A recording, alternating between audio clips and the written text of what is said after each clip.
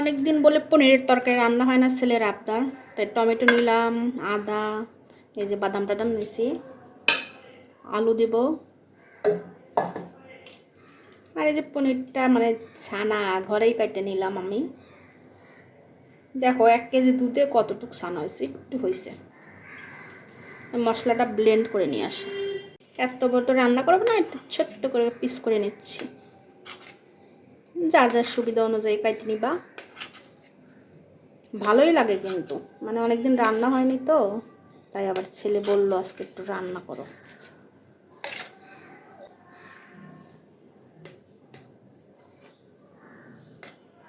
পনিরটা ভাজির জন্য লবণ দিলাম একটু, সামান্য হলুদ। এই লবণ হলুদ জলে পনিরটা আমি একটু ভিজিয়ে নিয়ে এইভাবে সবগুলো পনির আমি ভাজি করে নেবো। এইভাবে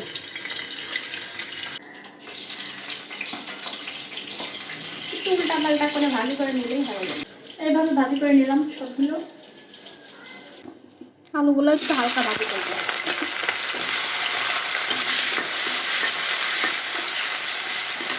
আলুটা ভাজি এই কারণে করলাম, মশলাটা কষায় শুধু দিয়ে দিলেই হয়ে যাবে। দৈনিক রেগুলার মশলাগুলো ব্যবহার করব আমি, ছেলের বায়না বলে কথা। ওই যে এইগুলো দেখালাম, ওইটা আমি ব্লেন্ড করছি, দিয়ে দিলাম। মরিচগুলো ঝালের জন্য, এই যে সামান্য ধনিয়ার গুঁড়া। ছেলের আবদার টেস্ট জানি ভালো হয়, তাই চেষ্টা করতেছি একটু মোটামুটি টেস্টি করার জন্য। মশলাটা কষাচ্ছি, ভালো করে কষাতে হবে।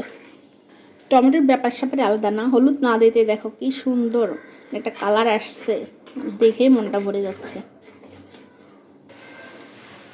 মশলা কষানো হয়ে গেছে, দেখেন কি সুন্দর তেল উঠে গেছে। আলুগুলো দিয়ে দিলাম। আসলে কষায় রান্নাটা ব্যাপারটা আলাদা থাকে, তাই না? কিন্তু কষানো ভালো অত ভালো না, তারপরেও মাঝে মাঝে খাইতে হয় মুখের রুচি বাড়ানোর জন্য।